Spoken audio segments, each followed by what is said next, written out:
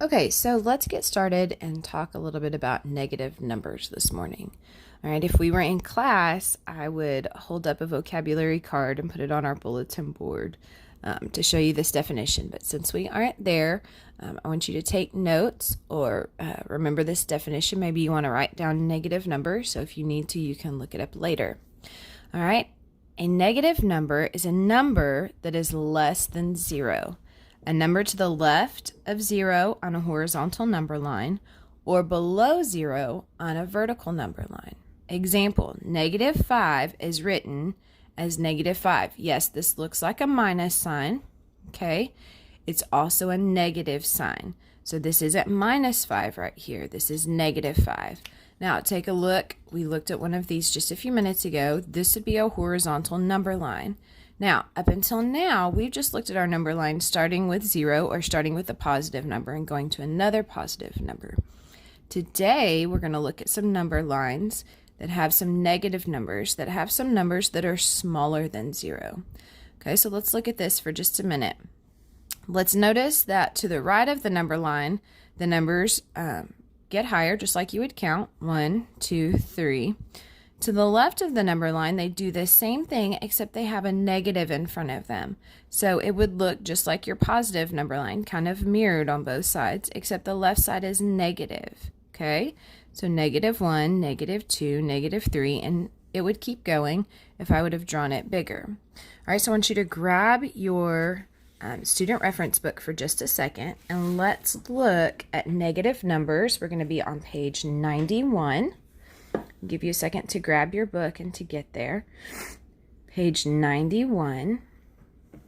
And let's talk about some uses of negative numbers, because you've probably seen negative numbers around.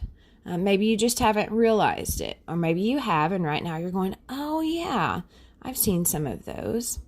Okay, for instance, they use the Celsius scale. When we check our temperature outside, it's listed in Fahrenheit, but other countries use Celsius. Okay, so they say that 20 degrees above 0 can be written as positive 20 degrees Celsius, and 5 degrees below 0 as -5 degrees Celsius. Okay, so let's look at some other situations in which we might see some negative numbers. Okay, think about temperature. It wasn't super cold this winter, but sometimes we have temperatures that are below 0, that are in the negatives, okay? Most of the time here, it's really just if we have a super windy day. If you've ever been like maybe skiing to Colorado, somewhere like that, you've probably experienced some negative numbers below 0, okay? Most of our temperatures here are going to be above 0. Now, when you write a positive number, you're not typically going to see a plus sign in front of it. If there's nothing in front of it, we automatically know that it's a positive number, okay? In businesses, okay, if you lose money, then you're in the negative, you're in the red.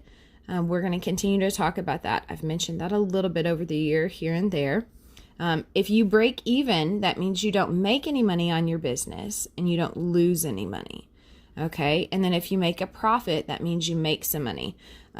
Say when things get better, you decide to make and sell some cupcakes. Okay, if you make money, you've got to take into account all the supplies to make the cupcakes. Okay, if you make $100 selling cupcakes, but it cost you $25 to buy everything for that, then your profit would only be $75 because you have to take out all the money for the supplies that you spent. If you don't make any money, okay, if you just sell $25 worth of cupcakes and it costs you $25 to make everything, then you break even. Okay, if you sell less than $25 of cupcakes and it cost you $25 to make them, well, then you lost money. You actually didn't make any money. Okay, in your bank account, I know some of you have a savings account. Okay, when you get older, you'll probably have some sort of checking account. Okay, when you take money out, that's a withdrawal. That's a negative. It subtracts money from your account. Okay, when your account doesn't change, okay, it's going to stay the same. And then when you put money in, it's a positive. You deposit money. Your balance gets higher. Okay, so let's think about time. In the past, before time could be negative. Okay, For instance, when we were in school a few weeks ago, that would be negative compared to right now, if right now is the present, sorry. Still waking up. You can see I'm still drinking my coffee. That's my first cup. You know I'm not awake yet. Okay, so if right now is 0 is the present, when we were in school before, that could be negative time. When we get to go back to school, that would be a future time. That would be a positive time. Okay, all right, on the calendar, AD 0 is right in between BC and AD. Right now we're in 2020 AD, although we don't write it. A lot of times in your history book, you'll see BC. Bible times, a lot of the Old Testament was written in BC. Okay.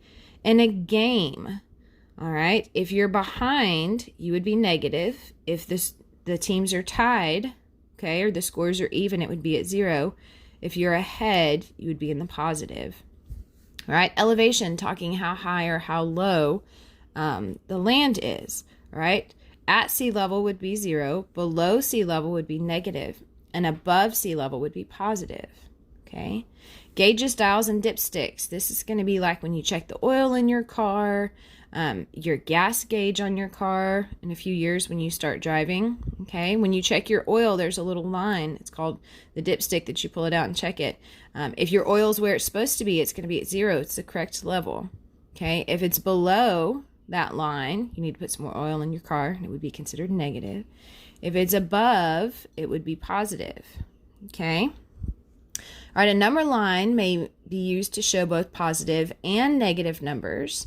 Some number lines may be horizontal, others vertical.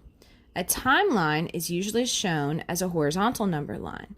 A thermometer and the oil dipstick in the automobile can be thought of as vertical number lines. All right, so I'm sure in history, your history class, your social studies with Mrs. Harris, you've seen some number lines.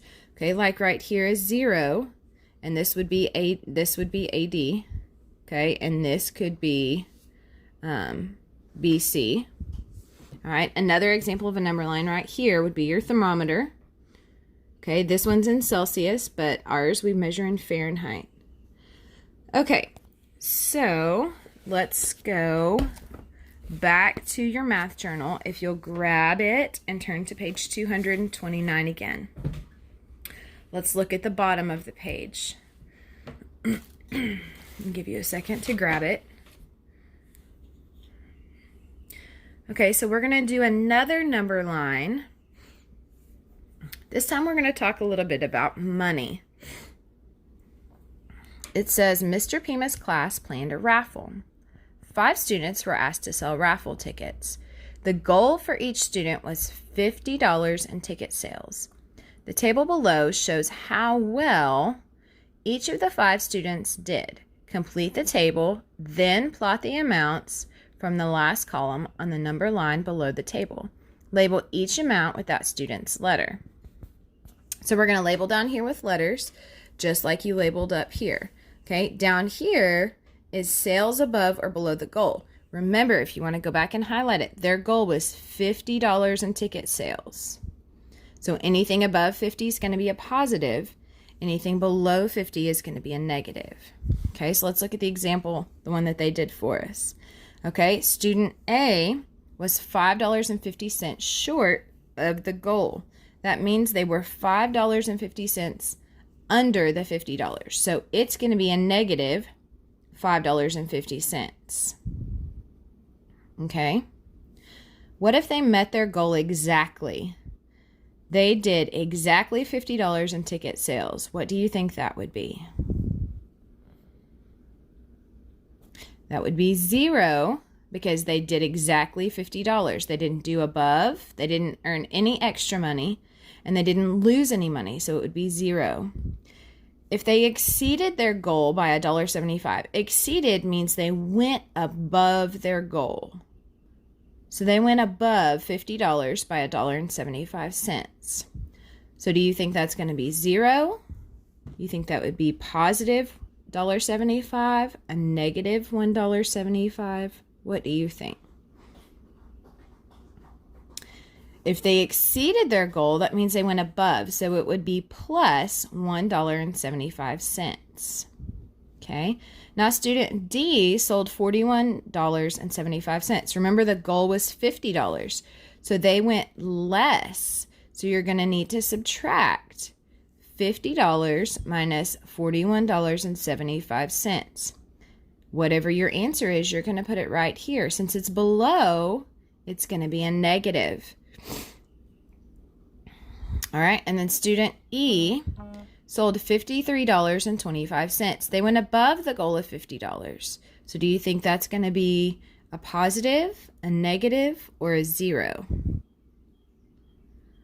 Good. Since they went above $50, it's going to be plus $3.25. Okay, so let's take a look at what your number line, or sorry, not your number line yet, but your chart should look like. If I can go zoom out a little. All right, so student B met their goal exactly, so it was $0. Student C exceeded or went above the goal by $1.75, so it was plus $1.75. Student D only sold $41.75, so theirs a negative, and when you subtract 50 minus $41.75, you get $8.25. All right, and then student E, remember, sold $53.25.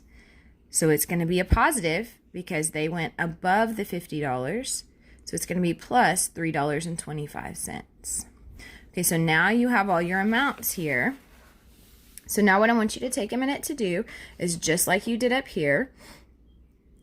I want you to put your point on the number line where you think it's going to go. Okay? So you have all your negative and positive and any numbers that are zero right here. So I want you to put your point on the number line and put the letter above it. So if you want to, I want you to pause this for just a minute. I want you to label those 5 points on the number line. Then I want you to come back and see me and let's go over it because I want to make sure that you understand it. So just push pause for just a minute. All right, so let's look at your number line. If you need to go back and change anything, please do that. You do not need to scan this and send me a picture. Okay, this is a lesson. If we were in class, we would be working through this together. All right, so let's start with student A. They were negative $5.50. So I'm going to come down here to 0. I'm going to go to negative 5. I know that 50 cents is halfway between 5 and 6. So negative $5.50 would have to be halfway between negative 5 and negative 6. So I'm going to put that point right there in the middle on the line and label it with an A. All right, student B did exactly $0. So I'm going to come to 0, put my point on the line, and label B above that. Student C, remember, exceeded or went above the goal by $1.75. So it's positive. So I'm going to come over here, and I'm going to go halfway between 1.5 and 2, because it's $1.75. Remember, halfway would be 50 cents. Okay, so we're going to go 3/4 of the way. All right, we're going to put our point there and label it C. All right, student D did negative $8.25. Sorry.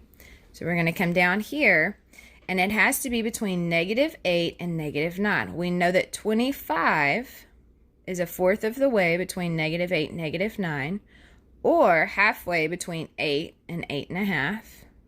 Same with your negative, so we're going to put that point right there and label it D.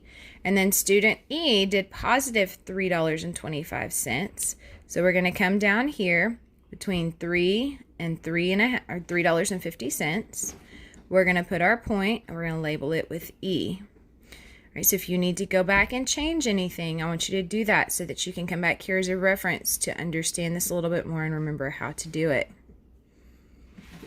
Okay? All right, I want you to watch the next video for directions on the next page in your math journal.